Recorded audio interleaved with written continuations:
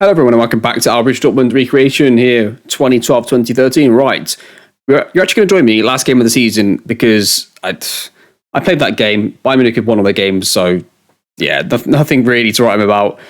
And but going last game, if they somehow lost, we could win the title. They have to lose. Draw's not even good enough, but positive has worked okay. As you can see, we've scored 10 goals the last two games on positive and only conceded one. So, but we've had those sort of runs before. So we'll see. We'll see how it goes. I'm not getting carried away, but I thought I'd show you the last game just in case, because can you imagine if I'd won the title and not shown it to you? So I have to show you it just in case. So let's see how we get on. And after this game, we'll go into an end of season review anyway, all that kind of stuff, and look at who we're going to potentially buy and who we're going to sell. This manager says recent price is justified. No, it definitely is not. And we are underway. Right, so here we go then. How you all doing? Hope you're all well. We're going to enjoy looking at what's going to happen next season. Like, Haaland seems to be going on a wonder run at the moment. He's playing really well the last few games. Need an absolute miracle from Wolfsburg. Need to win our game as well, obviously. But I don't think that's going to be a problem, judging by the last few games. That seems to happen a lot. Going to positive and having playmaker again, it seems to be that we get... No, don't even try this one. Don't even try it.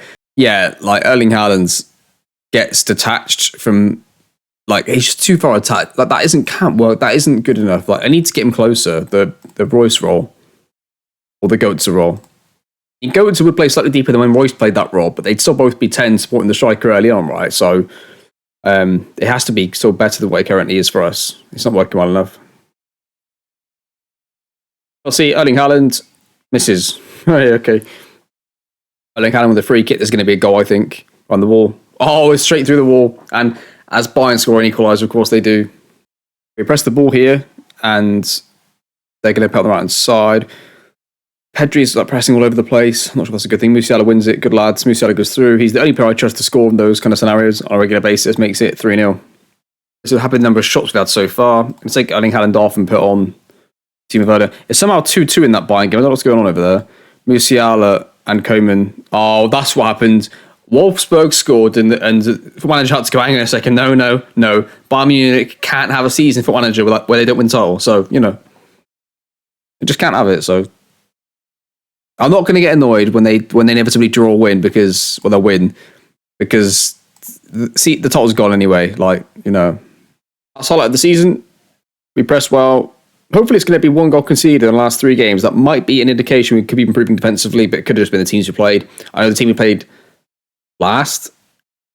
I think it was the last team we played. They already were down, so there's that. So yeah, the only change I think I've made since we've met on camera is I don't have the goalkeeper playing it to specifically the striker anymore because on positive mentality, and yeah, I'm just letting him be more free. As long as he distributes it quickly back into play, that's all I care about.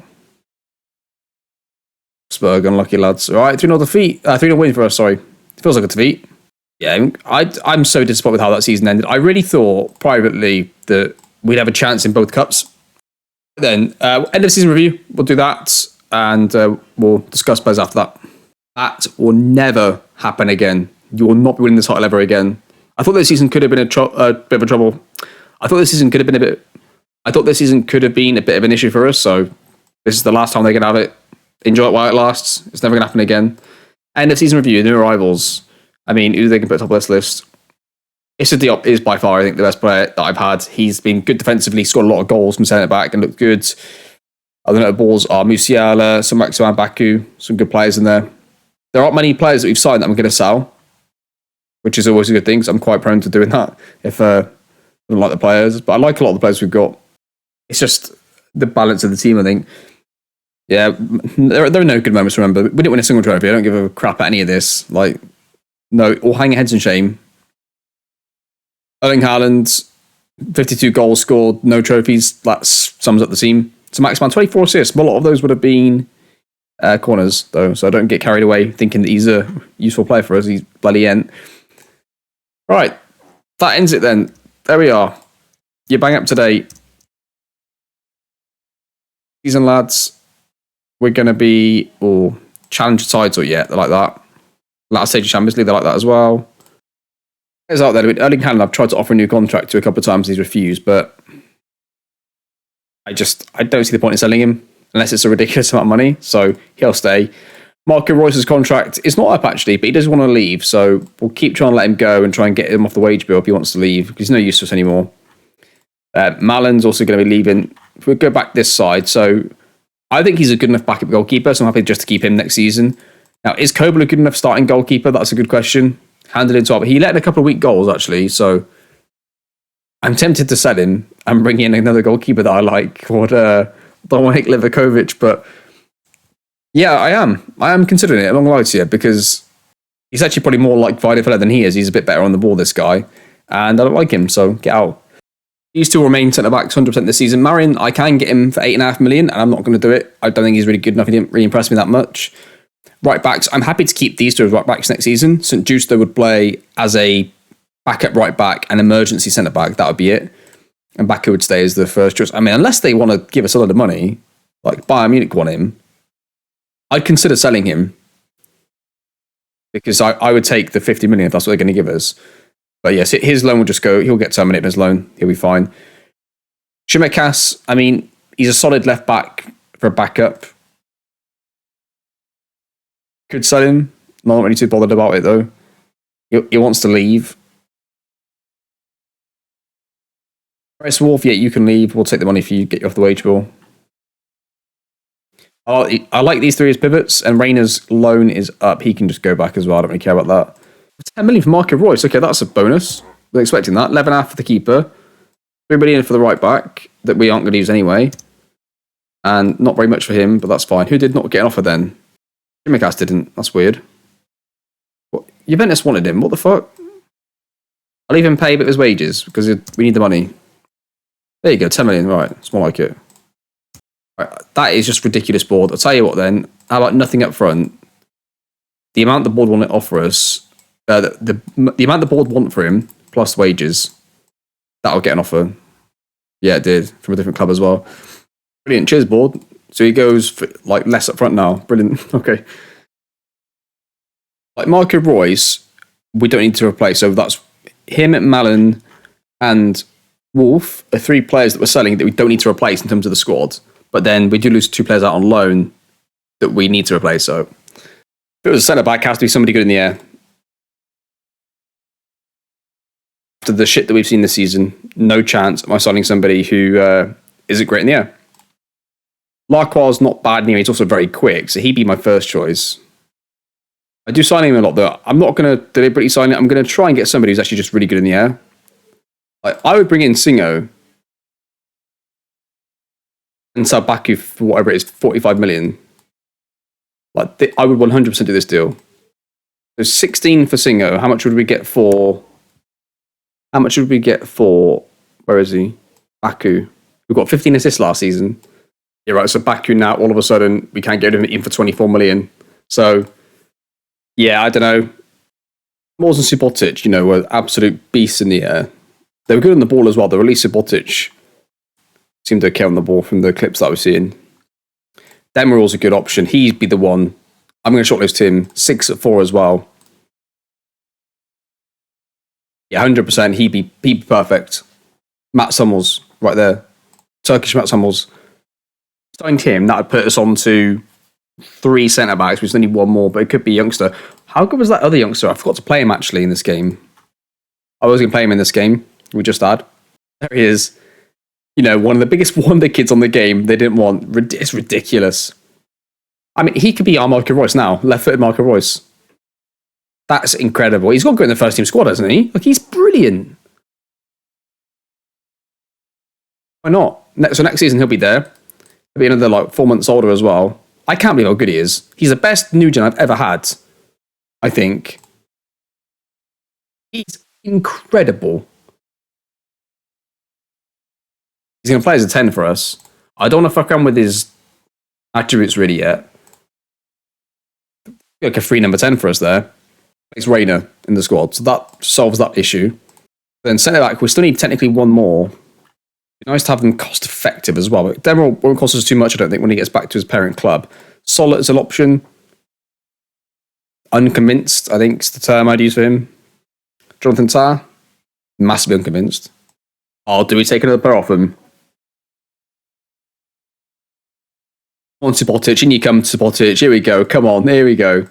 Oh, we're going to get him for cheap as well. Oh, I love it. Oh, I absolutely love it. I really hope we beat him next season. Oh, I'd absolutely love it. Flipping the script on him in this save. That would do. I would take those two. So if it was Nianzou and Demiral, I mean, Lacroix, I just hope they don't pick him up. Bayern. I hope he goes somewhere else. Because that would be a nightmare for a CB class.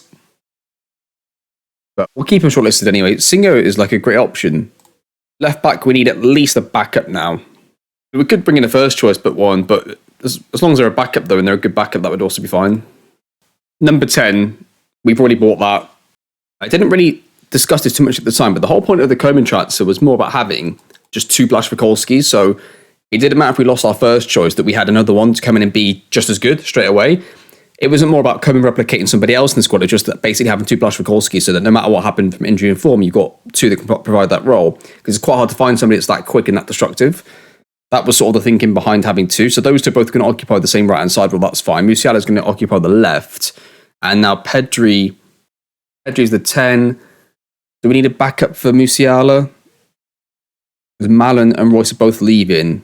Timo Werner's like an emergency option up front, really. Christopher and Cook. No, I'm joking. I'm not going to buy the Bayern player, especially not him. I don't think he's quite up to the level we're looking for. That sort of destructive forward number 10 Royce type player is incredibly hard to buy. I don't want to spend like 100 million on somebody. We can.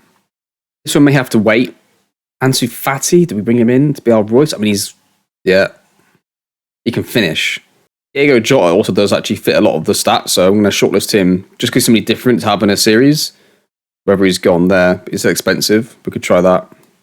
And then a better Lewandowski replacement would be good because if he's out, Haaland that is, if Haaland's out, Timo Werner plays striker, and Timo Werner's a completely different kind of profile of striker, right? And that's the thing with these recreations is that in real life, if Lewandowski was up, they may have had to have put somebody else in that was a different profile of player, but I suppose what we're trying to do, we're trying to recreate the tactic with the correct players in. So it's almost what we're trying to do with Foot Manager. We're trying to recreate the squad. Yeah, the 14, 15 players they use the most, but you're trying to make sure you've got 2 players of every kind if you can. The drastic difference between like Haaland and Werner is just huge. But it could be that we also look for a striker that's that sort of frame, like Darwin Núñez comes to mind for that profile. But he's really bad technically. I mean, it's hard to replicate. Lewandowski is one of the best strikers in the game by a country mile. Alexander Isak is more like it. Yeah. Alexander Isak, bring him back to Dortmund. That would be a good signing. It's not just about them being like just big. But I'd say he's probably the next one. It's going to be out of those 2. Darwin Núñez, just technically though, he's not great, is he? His vision's quite good. I don't know, maybe he's okay. He's not bad at all, actually. Either of those 2 I'll take. And Timo Werner can just be, a backup player for 6 months in January. Was probably sell him, to be honest. Because he'll be unhappy with the game time that he gets, so.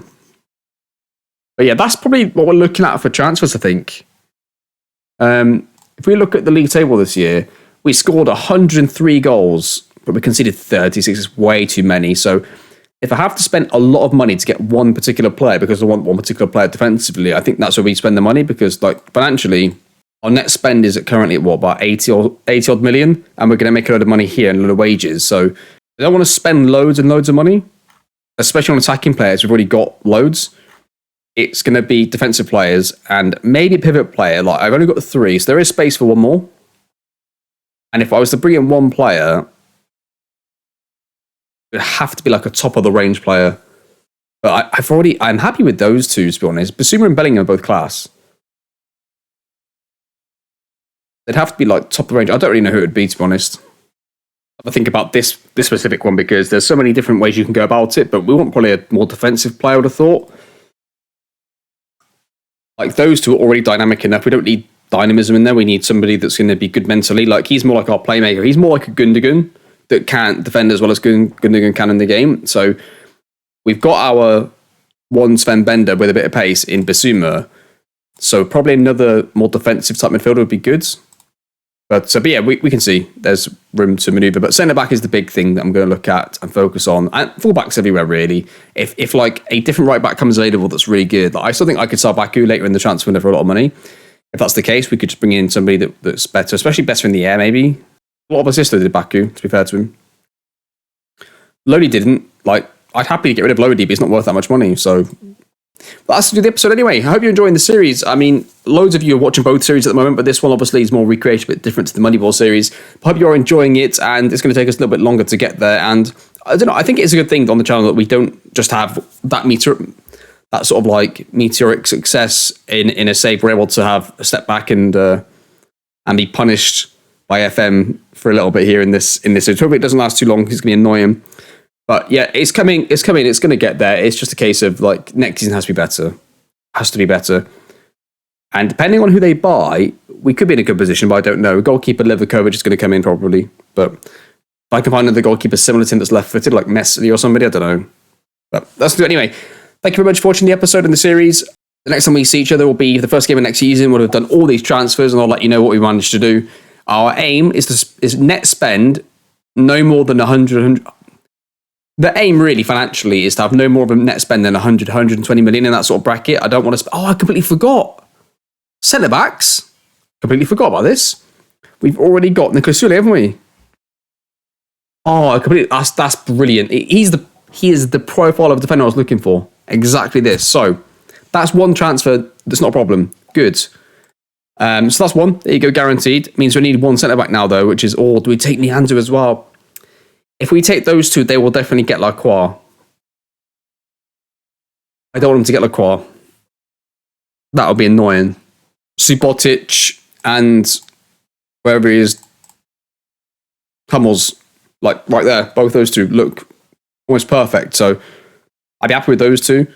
Diop's like a backup Subotic. And I mean, I could sell Becao because he doesn't really fit either.